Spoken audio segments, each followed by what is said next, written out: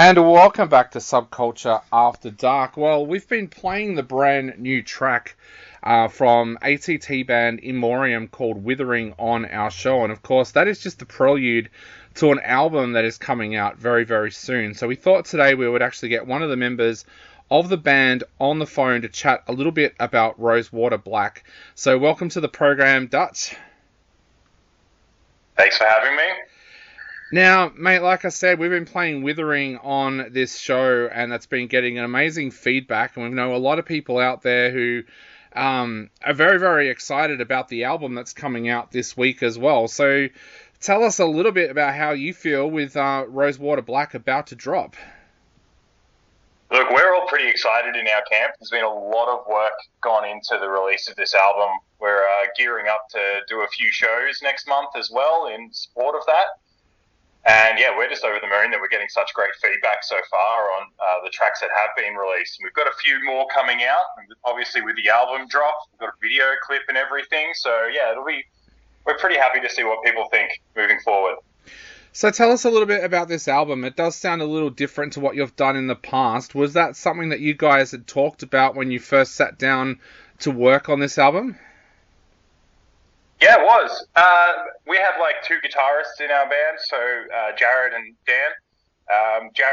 We wrote it during COVID in Canberra, so, whatever you want to call that. But Jared couldn't work for like a month or something like that, so he just sat home and came up with all these amazing melodies, and it had that really different vibe to it compared to This Too Shall Pass and Universum.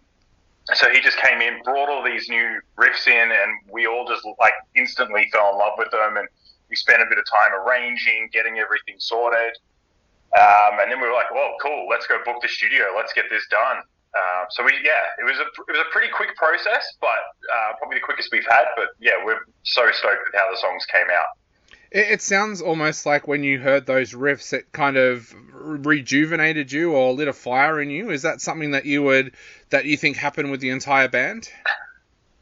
Oh, absolutely. Like if you think about it, like when we released This Too Shall Pass, that was like 2 years prior to us recording this one, and we got stuck just as we released it. We had COVID happen, so we had all these shows and tours lined up to go play, and now all of a sudden, all of Australia, we can't leave, Canberra at the time. So we had all this momentum with that, with This Too Shall Pass, and then, Dead in the Water. So that really like hit everyone pretty hard that we couldn't play shows because that's what we love doing.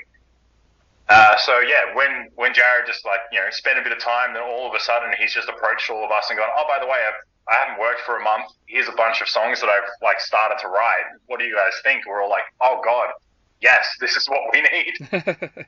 So when you take a listen to Withering, it's such a deeply personal track, of course, which centers around personal health issues. Did you want this to be a really, really personal album that your listeners might be able to relate to when they listen to it? Look, we always approach our music with that in mind. So anytime we're writing a song, we have like a kind of like an ideology that we want people to have something that they can take away from the songs. So whether it be, they're going through a hard time or they're fighting a mental illness or any other kind of hard thing, that they can use our music to get through that.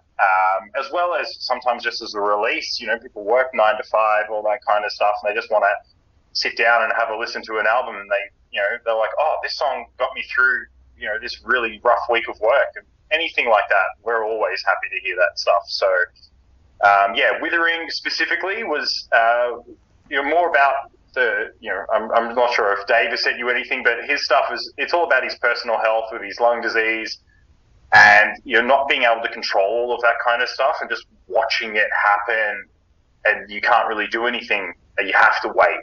So, yeah, it's about his battles. There's a few other tracks that are the same kind of vibe. But, yeah, he's kind of taken a bit more of the helm with the writing, lyrically process of it. Yeah, you mentioned there about people reaching out to you about your music. You must hear some pretty personal and heartbreaking stories in that way. How do you deal with that personally when you've got someone coming up to you and saying, your track got me through a really important time in my life, or I've even heard people say before that this track saved my life. As an artist, how do you feel when you have people talk to you like that?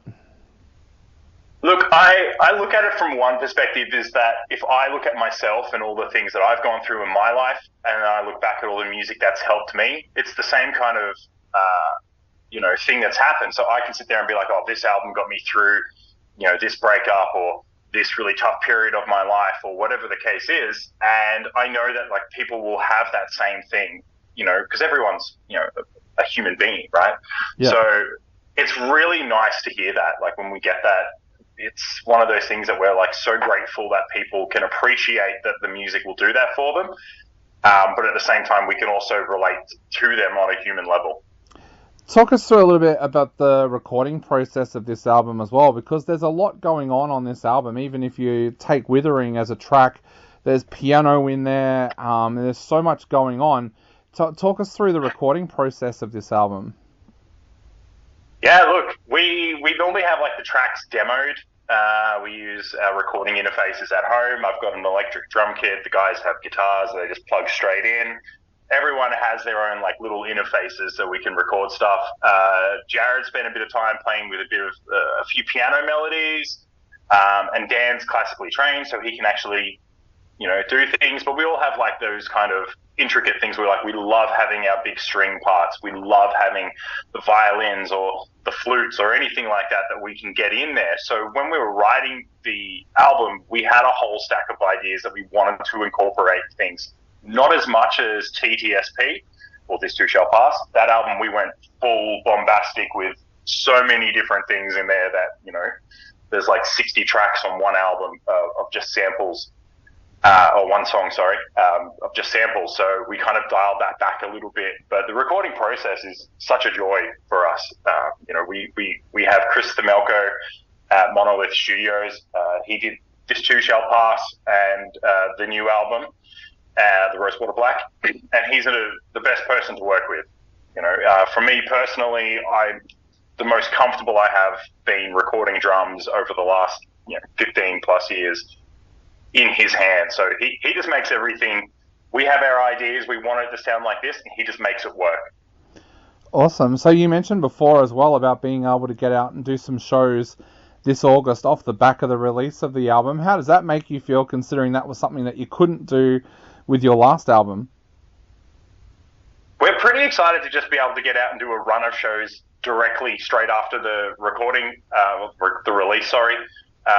We've been sitting on the release for a little bit just due to the fact that it's been so hectic with international bands coming through, and we're trying to get the timing right. And it's always been a bit of we'll do it this month, and then all of a sudden there's like 50 international bands coming through. We're like, we'll hold off on that. But yeah, like it's such a good relief to be able to just know that we're going to go play shows and run around, for the first time with an album properly. It must be getting difficult for you guys to put together a set list too, because now with this album you're getting quite a back catalogue in there. Yeah, there's songs that like people come up and ask us like at shows, like, oh, you haven't played this song in like 3, 4, 5 years, 6 years, whatever. Oh, I'd really love to see this at shows. And we kind of like base it on what people talk about, what our friends talk about, what other bands talk about. And when we play with people, they're like, oh, we really love that song. We really love that song. So we try to like grab aspects of different albums, but also trying to keep the same intensity and the same vibe. So we're very grateful, like very lucky, and I'm very grateful that we can sit there and forge a set list that will work musically between all 3 albums. So we've got a fun set list coming up. Definitely. So looking forward now, even further than August, what have you guys got planned coming up for the rest of this year and early next year? Are you hoping to maybe do an overseas tour? Are you hoping to start working on the next album? What are the plans going forward now? Our plans at the moment, we've got Harakiri for the Sky shows in November, so that's the 14th and 15th, Sydney and Canberra. And then we're looking at trying to get something going early next year to do Adelaide, Brisbane and Perth, because unfortunately with timing and trying to get everything locked in, we couldn't get to those cities and we had venue issues, specifically in Brisbane. So we're just trying to like lock everything in. We all have work. We all have work and day jobs and everything. So we need to time everything correctly. But we want to do the Adelaide, Brisbane, Perth, get the whole of Australia, major city wise done.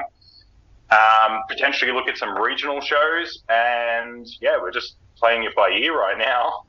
Awesome. Well, mate, to finish off, what would you like to say to people out there, not only before they sit down and take a listen to Rosewater Black this week, but also before they go out and grab tickets for your shows in August as well?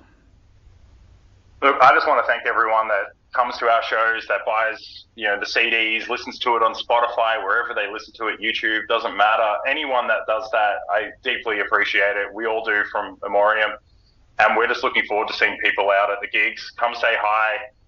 We'll, introduce yourself.